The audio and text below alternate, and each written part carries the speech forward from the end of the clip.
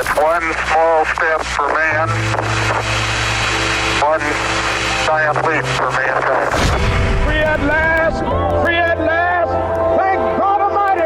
We are free at last! Men, you better men, you are the light of the world, and it gives light to everyone in the house. Better men, turn on the light, because every single time light stands next to darkness, light always wins. All right, welcome to another episode of the Better Man 365. I'm your host, Obie Diaz, and we've got a monster team that helps make all of this possible, because it's not just the podcast, it's the app, it's the website, and our main goal is to get guys connected. And with that, today's episode, we're going to have Darryl Strawberry, but before we do that, let's talk about September 18th. That is the next Better Man event. I mean, come on, Ricardo Kaká, that's global soccer star. I mean, he's a world champion. Then you've got Toby Mac, who's a Grammy Award winner. I mean, I listen to Christian radio. You can't go 3 songs without hearing Toby Mac, and he's going to be playing his hits for us. A.R. Bernard, who's a pastor, author, another global leader, and then, of course, our 2021 Daytona 500 champion. So this guy knows speed. Michael McDowell, all at our event, September 18th. Now, if you can't be there in person, which is going to be headquartered at the First Baptist Church of Orlando, I mean, after all, Orlando, the world entertainment capital, and that's where we get to host the Better Man event. But you can watch this from home and host a party while you're at it. I mean, order some pizza and watch the Better Man event. It's going to be amazing. All right, so let's get to Darryl Strawberry, who is a baseball legend, who during his career, he helped lead the New York Mets to a World Series championship in 1986. Then with the New York Yankees, did several more, and has an amazing story. The highs, the lows. He shared them all with us on our stage at last year's Better Man event. Well, here he is right now in today's podcast. Hey. What's up, brother? How you doing, man? What is going on, man? It's very good to see you, Darryl. You too. It's been a while, right? It has. It's been a whole year. And I appreciate you saying yes to this, Darryl. Like, for people who are just watching right now, they're like, this is the infamous Darryl Strawberry. This is the legend right now that we've got on. And you said yes to doing the podcast after last year. We got to do the event together on the global stage. Right.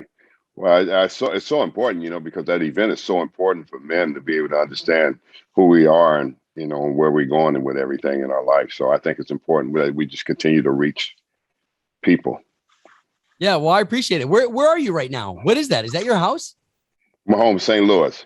Yeah. All right. Okay. What's your favorite room in your house? Probably this room here. This is the sunroom. This is what I like, the off room, Oh, that's cool. Wow. What a couch, man. Yeah, I know. Just of course, you have family over, so everybody likes to lay on the couch, so we put them right there. Oh, man, I love it. Well, thank you again. Here we are with the Better Man 365 podcast. What we've decided to do is with our global event, we realized that the guys, they need like nutrients. They need little nuggets to get them between event and event. Right. And, so now we get this moment where we get to kind of chop it up with some of our past guests. You, sir, are a celebrity. And I just want to say from the beginning that my family is from New York, hot 80s. That was the moment that all of us were growing up in New York. And just to say that we were fans of you would be very small. I mean, that doesn't even equate how big of fans we were. So thank you. I want to say thank you from the bottom of our hearts for the entertainment factor that you gave us, because you're highly skilled, but you also entertained us, and we really appreciate that. Well, thanks. I appreciate that. You guys were big fans, and I just played the best, and wanted to win, wanted to be the best every time I took the field. Well, Darryl, if we can, I want to take people on a little bit of a journey, and I also want to respect your time too. Darryl Strawberry on with us right now. I want to talk about because this is going to be a little bit of a journey before we go back to you and what it was like growing up as a kid, because we've got guys that are listening right now from around the world. I mean, there could be a guy from Alaska right now who's like, okay, so I remember Darryl Strawberry. I remember how legendary he was, but why is he with Better Man right now? And it's because this organization, we are trying our best to seep into guys' lives to help them realize that you can be a better man at home, in the workspace, where you were on the playing field. Where I get to do radio broadcast for a living. That's a playing field for me. And so if we can, let's talk about the peak of your celebrity. What was that like? Bring us in, paint the picture. What kind of car were you driving? Well, the peak of my celebrity was at a young age, at the age of 21, once I got to the big leagues. And, that was the really highlight. And then to get to the peak of, where I was going was the years that I started to put together that just started to become better at what I was doing and just accumulating a lot of stuff, accumulating a lot of fame, a lot of fortune because of the ability to play baseball. But also at the same time, accumulating a lot of earthly stuff, like you said, cars, Mercedes and homes and, stuff, we think that all is going to make us well if we get all that stuff at our fingertips. And, once I realized, I got that at my fingertips, it really didn't make me well. It didn't make me a man. It just made me a baseball player. And I think a lot of guys need to hear that and understand that doesn't really make you who you should be. It makes you look like what you look like from the outside. But what about the inside? If we never deal with the inside of what's really going on with us, we could never be the man that God created us to be. So I think that's what it was for me, accomplishing so many things, but also at the same time, having this emptiness on the inside. So I'm trying to fill the empty void. I think a lot of times, guys, we try to fill that empty void on the inside of us with so many things to make us better, and it just doesn't. Well, okay, so you started baseball at a younger age, right? In your teens, you started baseball. When did you realize that you were good? That you were, coaches were probably giving you compliments, right? When did you realize that I could be something in this? Because weren't you also playing basketball? I was playing basketball too, and I realized I was pretty good, when I was like the age of 14, and I was a little bit stronger than a lot more guys, and I could hit the ball to the next time in the little league. So I realized that I had something special there. I didn't know how far it could take me because I did like football and I like basketball. So I was crossing over in sports, from season to season, whatever season it was, I was in it. And, I just wanted to be a part of something so I could compete. And I think realizing, when I was really young, I thought, hey, I might have a good chance because I do really like baseball. And I think the most important thing that I realized about baseball is I wasn't afraid of the ball. I think that's the key right there. You're going to get hit. It's going to hurt. But can you get back in that box? And I did, because I got hit a few times and it did hurt. But I got back in that box. And if you can't get back in that box, you're in trouble. Okay. Yeah. So because I'm a big fan, I'm going to rattle off a couple things and please feel free to fact check me if I'm wrong. But I believe it was 18 when you got drafted into the minors, right? 18 out of high school, yes. When I came out of Crenshaw High in Los Angeles, I was 18 years old. And I was the number one pick in the draft, first pick. And there I was, on my way, I was being called the Black Ted Williams, and, I had to go through the minor league system, and, there was going to be some challenges through the minor league system. I didn't know if I really want to, go through that process. And, there was a time, when after my second year, I think when I went to Lynchburg, Virginia, I was close to quitting baseball because, a lot of things were happening, and, I just gave it another year. The organization asked me to give it another year, and I gave it another year. And then, I spent 2.5 years in the minor leagues, and then I was in the big leagues. Well, and so that's the age 21, right? You get into the big leagues, and that's when you get a real taste for the star power, and not only that, the camaraderie, right? Because you made friends, and you also had guys who introduced you to stuff. Yeah, it's a fast lifestyle. You get introduced to things. You make friends, and of course, teammates are always great, and no matter what, whatever happens, and it's a life that's fast, and you get introduced to the lifestyle, drinking, women, drugs, it's all there. It's all at your fingertips, and either you make that decision to want to be a part of what it is, or you don't want to be a part of what it is. And I want to be a part of it because I want to be accepted by the guys. So I kind of fell into the whole pattern, what it really was, and I had to deal with it that way. I had to learn the hard way. So, if I had to.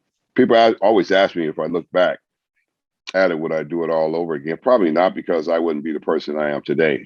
I think life lessons are real. Do we learn from those things? Do we learn from the different challenges that we faced in life?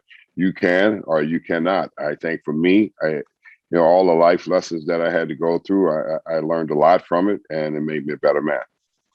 Wow. I want to sit in the pocket really quick because just in case we do have somebody who is listening who's 18 to 21, they feel that they're at the peak of who they are becoming. You talk about the guys that are all part of the big leagues that you were just introduced to, and now you're sitting there with guys who have names on their back that you used to watch. And what is that like? What is that like? Because they're mentors, and at the same time, you want to keep up. Like you said, you want to keep up with them. Well, it's a thrill, to be able to watch guys that you have watched on television and you've seen them play before, and then you see the name on the back of the uniform, because that's the number one goal, is to get your name on the back of the uniform. And when you get your name back on the back of the uniform, you have to really make sure at the same time that you belong there. If you don't believe you belong there, then you're going to struggle. And I think, at the beginning, I believed I should have been there, but I didn't know if I was ready, and I struggled a little bit. And once I built my confidence in who I was, then I realized that my name was on the back for a reason, because I needed to be there with those guys because I was able to play at that level. Wow. Okay, so let's talk really quick about mom. How was mom throughout this whole process? You've got the fast cars. Obviously, every mom wants the best for their kid. Did she at any point be like, you're moving too fast? You're moving too Well, of fast. course. Well, of course, mom is always going to be like that. Mother's going to tell you what's right, and I believe, my mother was no different than anybody else's mother would be, telling me that lifestyle is going to drain you, and she was right. She was always concerned about the lifestyle. She was more concerned about my salvation and my soul being well, instead of my baseball uniform with my last name on the back. I think more people were concerned about the ability I had, to play and do the things I was able to do. But mom was concerned about, are you going to be healthy spiritually inside of yourself? And that's why I think I sit here today, because of mother praying over me. Goes a long ways. A lot of people don't realize the importance of having that in your household.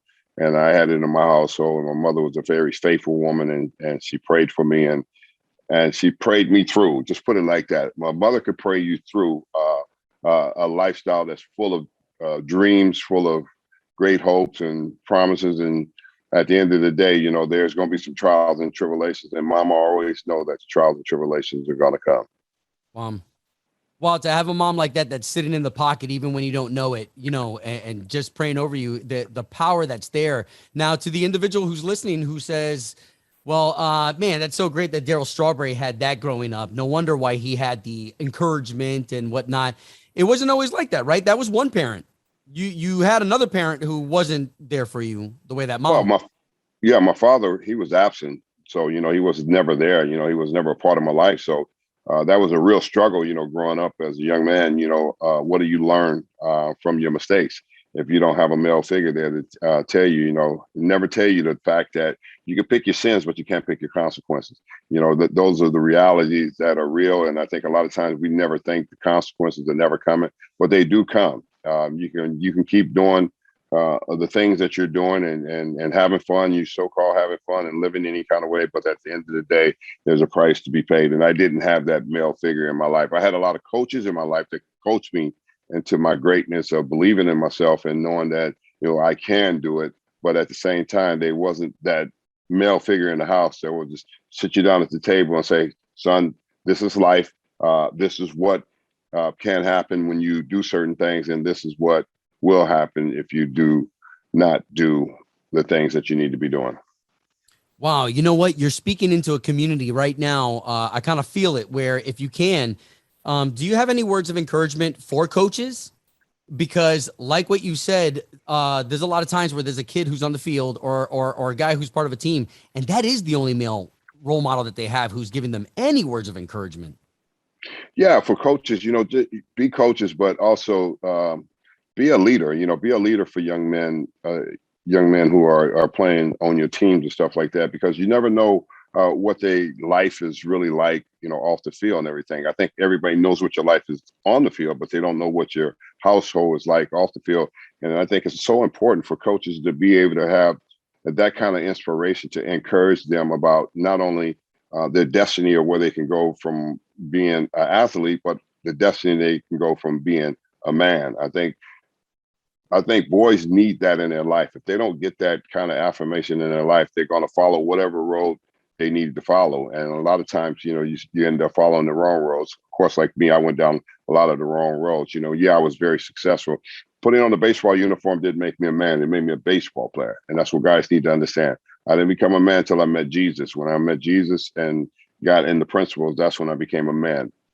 Playing sports does not make you a man. Having millions of dollars does not make you a man. It just means that you accumulate a lot of earthly things. Now, who are you? Wow.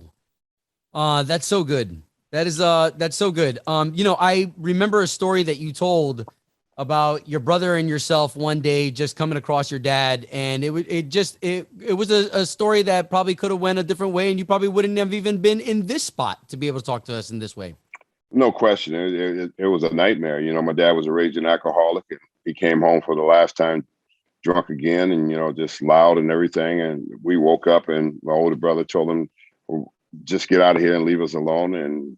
And he was like chasing my older brother around the table, and he's pulled out a shotgun and said, I'll kill the whole family. And me and my other brother went into action. He grabbed a butcher knife, I grabbed a frying pan, and we came so close to killing him that night. Had it not been for my mother, my sweet little mother, giving us that look and pointing her finger at us and yelling at us, get out of the house, we wouldn't have never got out of the house. It could have been a tragedy in our life. But we knew she was serious, so we knew that we had to obey her because we knew that that's all we really had. And she cared about us more than he did. And she cared about our life and the direction that we were going, because life could have ended there. It could have, like I said, it could have been one of the biggest tragedies in my life, before I ever put the uniform on. And I always talk about how my pain led me to my greatness, but my greatness would eventually lead me to my destructive behavior.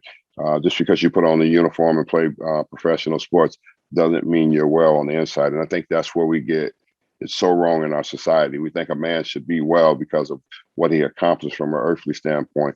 All this earthly stuff won't mean nothing at the end of the day, because when you come to the last breath that you have, where are you going? And I think most guys don't even know where they're going. They're successful and they're looking at earthly things and what I'm doing now, but they don't even have a clue that one day God's going to call your name, and that's going to be it. When he calls your name, there's no turning the clock back. The clock will be ticking. Now, where are you going?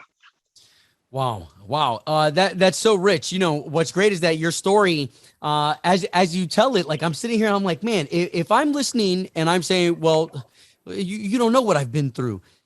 You've been through a lot. And, what's great is that the Lord, I was trying my hardest to make this as mainstream of an interview as possible, but sometimes God takes over. You know how he takes over. And what I wanted to say was the Lord, there are certain things that'll happen in our life that we're like, why did I have to go through that?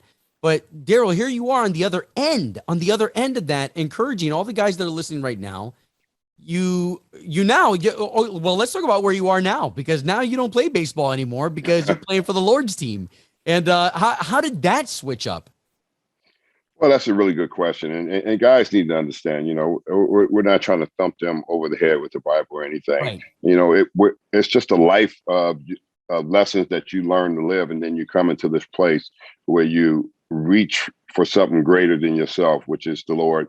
And that's where you become faithful at. You learn how to live. You learn the principles of life. And I'm so grateful for, the trials and tribulations, because you can stay in the trials and tribulations and you can wonder why you're never getting out. And this is why so many guys never get out, because they make a conscious decision to stay there and not trust the Lord. I made a conscious decision to trust the Lord, and look at my life today. What is my life about today? My life is about joy, peace, happiness, love, all the things that you get to do because of the relationship you end up having with the Lord. It doesn't mean you're weak. It means you become a better man when you accept that fact in your life, and he becomes Lord over your life. Now you learn how to walk in life. Now you learn how to live according to real principles, not worldly principles. See, everybody's been so consumed with the worldly principles of living with what man is talking about. Man does not have the last say over our life. If people guys need to really understand is, man thought they had the last say over my life. They were prophesying over my life in the news and the media and talk about I would be dead, I would not make it. And here it is. They prophesied that the old me is dead. I turned out to come to a new life, and come to live an abundant life and a free life. And I think that's what guys need to learn how to fight for. But I had to fight for it. I think the problem, I think most of the time guys don't want to fight for that new life. The new life is so much greater when you fight for it, when it's just not handed to you. Well, I love that you say that because, okay, so I'll interject some of my stories. So if you're listening right now, I've been on the radio for 23 years. I've done morning show radio. My whole upbringing in radio was in the club scene. So lots of drugs, sex, women, the fun of the night scene, that was all presented before me. And here I am now on the other end of that, where, Darryl, there's just something that the Lord does when you start to follow him and you start to be obedient, because something's got to happen first. And I think if you're a guy listening, you can go without this process, but something happens where you fall flat on your butt. You fall flat on your ass and you're staring up to the sky and you're like, okay, God, okay, fine, you drive. And when that happens, it is a different life. It is a different passion. There was something that you said, the joy and the peace. There's sometimes that we have a weight on our chest, with the love of the Lord and that walk, those things, you can feel the weight leave. You can have the joy in the crappy moment, the joy knowing that you're in a crappy moment and you'll have another moment where you'll be on the other side of that. That's a very good point, and guys need to understand that. I think a lot of guys don't understand that. They think, well, you don't understand my life. My life is crappy. It's going to be crappy either way. No, it won't be crappy when you come and have this personal relationship, because it changes everything about you now, because you got the revelation of who you are. See, I think guys don't understand. We don't understand who we are. We understand what we do, but do we understand who we are? We can't come to the place of understanding who we are until we come into this relationship with the Lord, because he shows us who we are. Because people think, well, the book is the Bible is full of just stories. Yeah, stories that people were broken, that God was using every last one of them because they made a commitment. At some point in time in their life, they said, okay, I'll do it. And that's what has to happen to us. We have to come some point in time in your life. You're going to have to turn your back on all these worldly things. And you say, okay, I'm going to follow your ways. And when you do, that's when you realize that I no longer have to live according to what man is talking about. Now I get to live according to what God is talking about. I love it. I love it. Okay, so let's talk about the side effects, because you now have a sister who is walking a different life, right? Because of you? Yes, my entire family. I was able to lead my whole family to the Lord because of the transformation in my life. And I wasn't around preaching about it, and they just watched me live the life. I think that's the most important thing. What we have to learn how to do, you have to live it. You don't knock anybody over the head and say, well, I'm holy rolling, with God. No, that's not the way it is. You live the life according to what has been shown to you, and other people are always watching. Even all my former teammates, they have the same perspective of who I am today now. They watched my life for a very long time now, and they watched me preach for the last 14 years, and they go, wow, you guys don't understand. This guy's life has really changed. I knew this guy. I knew this guy when we played together, and he was a different person. And the thing about what they love about the fact is like I said, is I don't put myself as being better than anybody. I just say that I've made some better decisions to live a different way. I just don't want to live the way I used to live. Well, and I love it, because now here you are on this other side, this other adventure, where now you've been able to, and that's what I love about when you're able to see somebody make a difference, is you've seen one side. So people have seen one me, people have seen one you. When you make this change, there's something so attractive, and Darryl, like, it's almost like a butterfly. I don't want to seem cheesy, but you go from a worm and you're just completely different. You are the same person. You are the same person, but man, you are so much more beautiful once you've understood the way the Creator has created you and what He's got in store for you. So I think it's cool, because some of the stuff that I've been through, He's allowed me now to share that with other guys who are going through that issue. And now I can share with them where I'm like, oh, I know where you're coming from. I know exactly where you're coming from.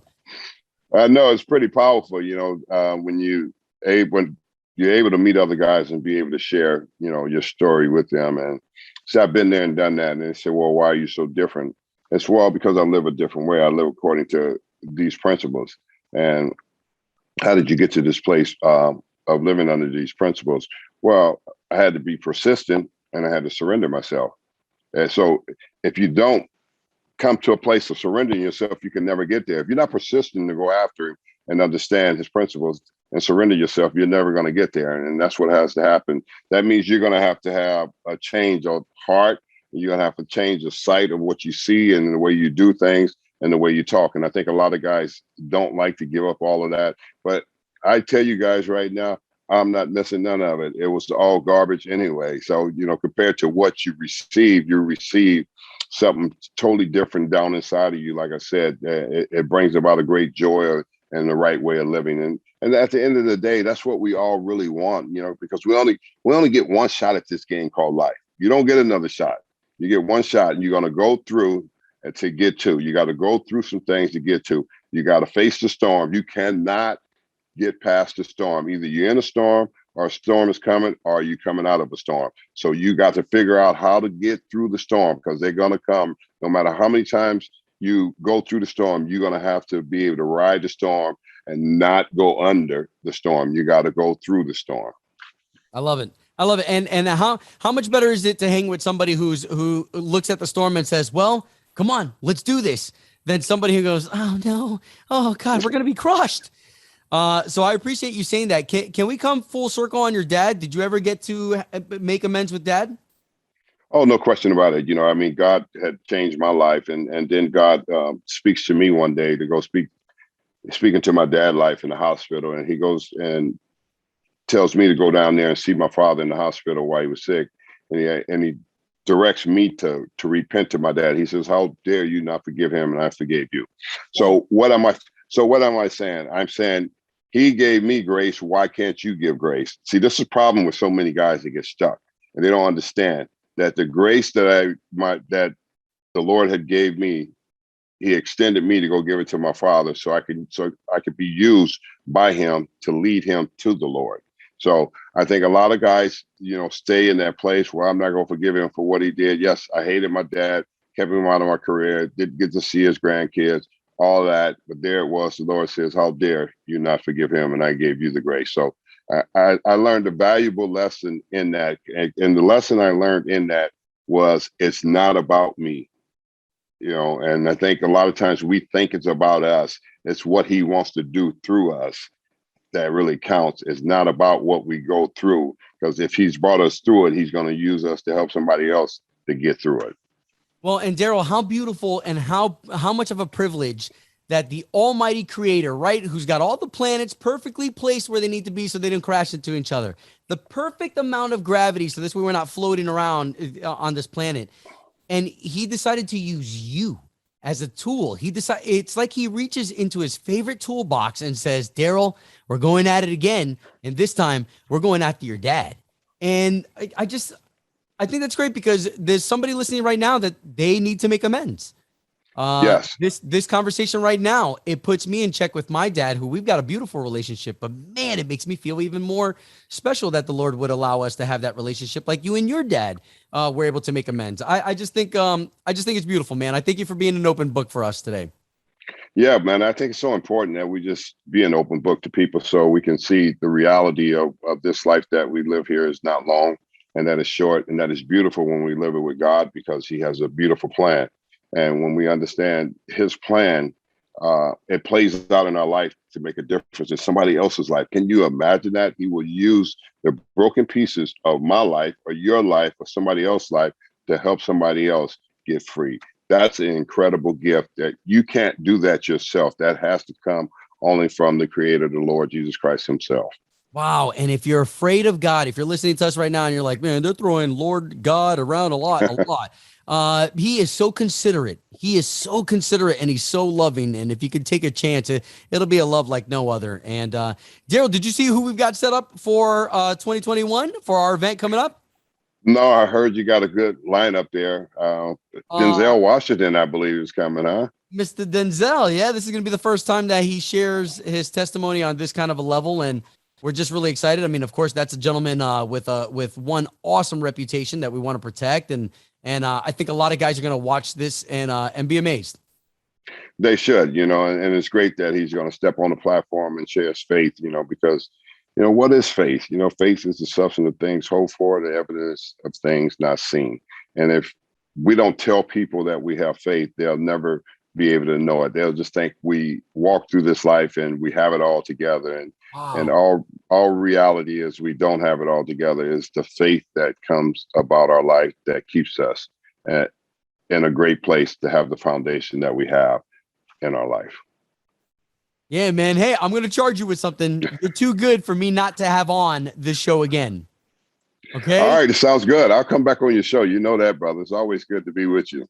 Man, I appreciate it. I appreciate this time. And man, I'll be praying for you, your family, and your continued voice out there for all of these, not just guys, but families out there who get some healing after hearing that if Darryl can do it, then the Lord really is good. And I love it. So thank you so much for this time.